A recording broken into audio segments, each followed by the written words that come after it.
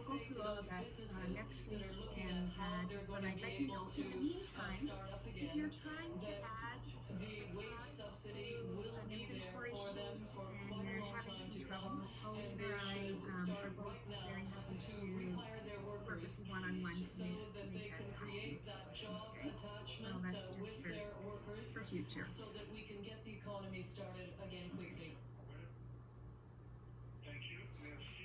Okay. Okay. Everyone's good with that moving forward? Does anyone have any questions? Kelly?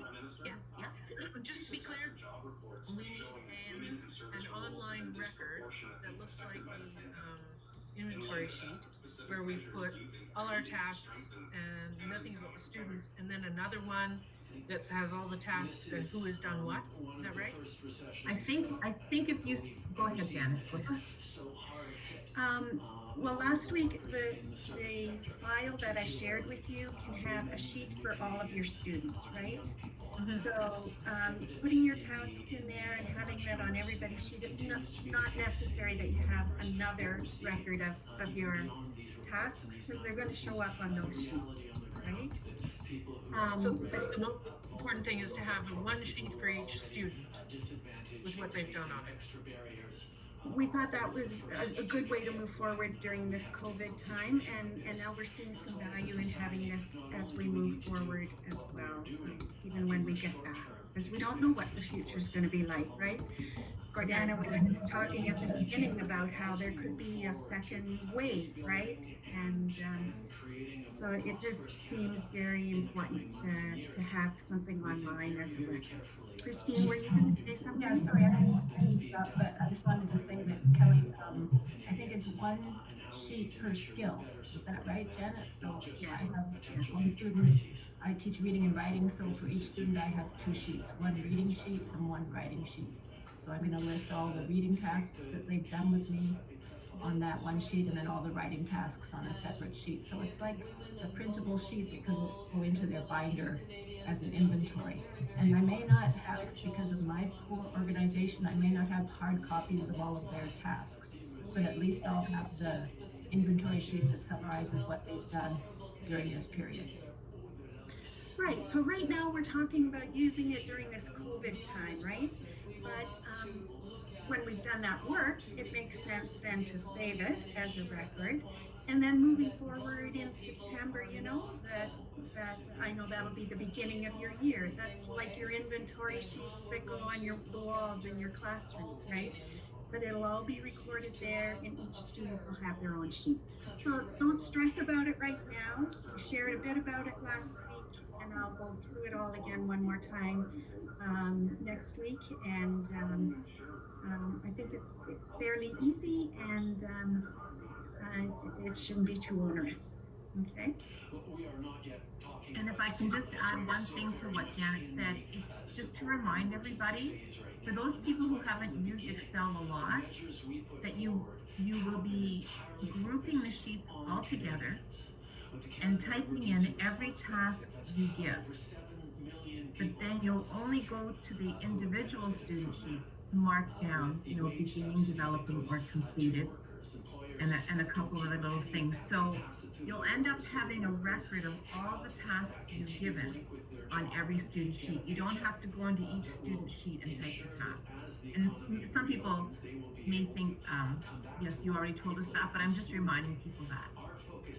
Okay, so every sheet for every student will have all the tasks you've given on, and then will be completed and filled in only for the tasks that they did, that they participated in, okay?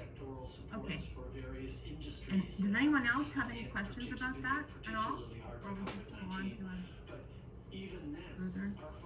Okay, it's 11:37, so technically we have about 8 minutes left, but we're willing to support whatever we need to do. And I just wanted to open up the discussion to ask people if you can share, you know, what's been working for you in terms of program delivery. Amanda shared recently that she added, Amanda, what did you share with us? Was it WhatsApp that you started using? Yeah, it was WhatsApp online. Right, you got it on your computer actually, right? Yeah, I on your didn't desktop. download an app. I just go online to a website. So it connects your WhatsApp on your phone to your computer. So it's just easier to type in information and copy from Google Classroom into WhatsApp. So I see another teacher I know who's really interested in that is Susan Gashel. So maybe you can connect with Susan at some point. We'll be at the next meeting together too. Yeah. Okay. So that's one idea I had that was helpful. Amanda had shared yesterday in a meeting that she's using WhatsApp on her computer. She's using the website, and it's much easier to work on, of course, than a cell phone. Some teachers have emailed me that they're finding Padlet very useful for the lower levels, and they're sending Padlet through WhatsApp, and students are finding it much easier to access the learning materials and play them and participate.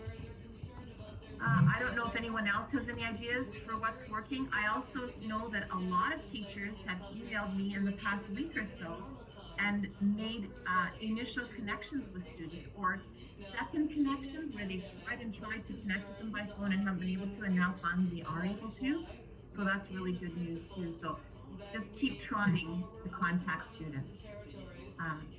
And make a note by right-clicking the cell on your tracking sheet and just putting in tried or phoned and left message, or tried to phone but no answer, just so that we can be accountable for attempting to connect.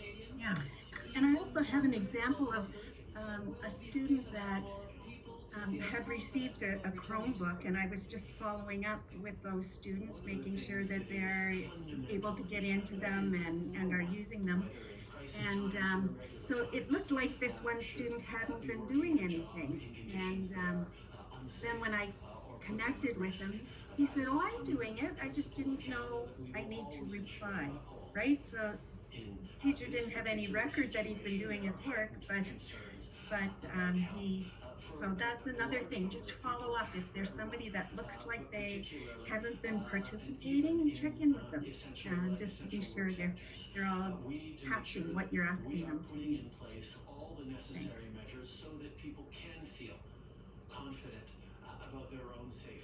And I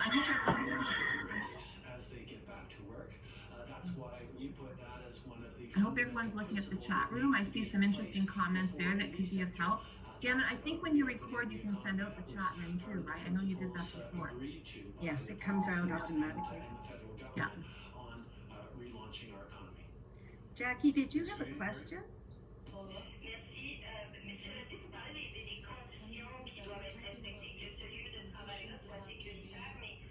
Okay, so Janet, people are discussing live Google Meets in the chat room with each other.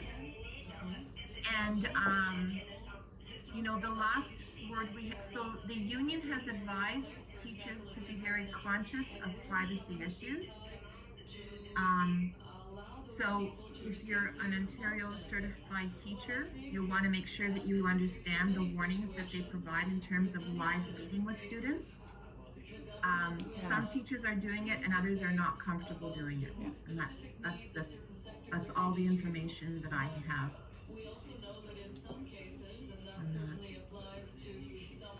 Some people are doing a pre-recorded meeting, you know, a pre-recorded video for their students to show them the work, where their face doesn't show, they just share their screen.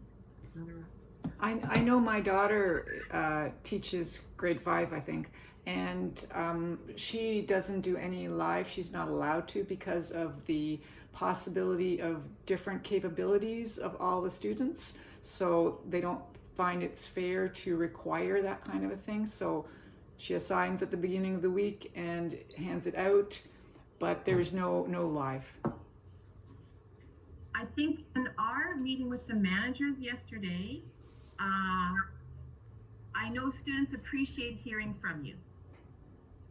Whether that's a phone call, or a meeting on WhatsApp, or a meeting through Google Meet. Students do appreciate that, but again, it's up to the instructor to decide what they're comfortable with. Yeah.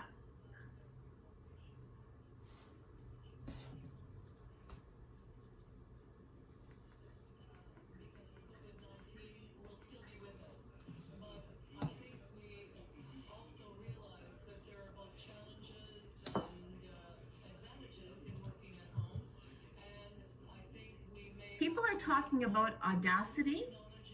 What a great name for a tool. I know people were talking about getting student recordings. Yeah, Jackie was talking about that. So, and so Jackie uses an MP3 and Audacity. The other thing, if you're looking for samples of students' speaking capabilities, is the Padlet, and anybody can just, start a little free Padlet and send it out to your students, and they just simply click on the audio and record whatever you want them to record. It's not an interactive tool per se. So who's using Padlet? Amanda, are you using Padlet? I used it for speaking, but I haven't been really successful with Padlet, but that's a conversation for our literacy class. Okay.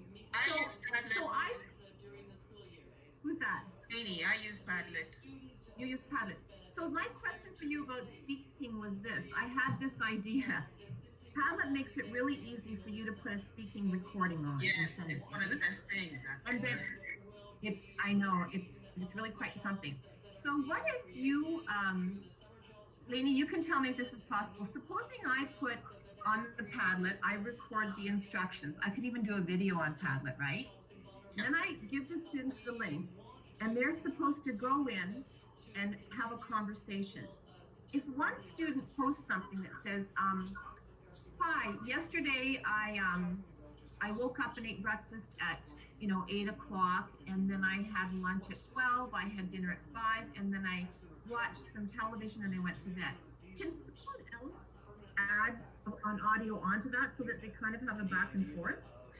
I don't see how that's possible, but I've Okay. never tried it. If anybody else can figure it out, Yeah, it might be possible. I just don't see how. yeah, okay. It's limited. You can only have 3 That's Padlets, what and then we're you're doing. done. And so I've run out.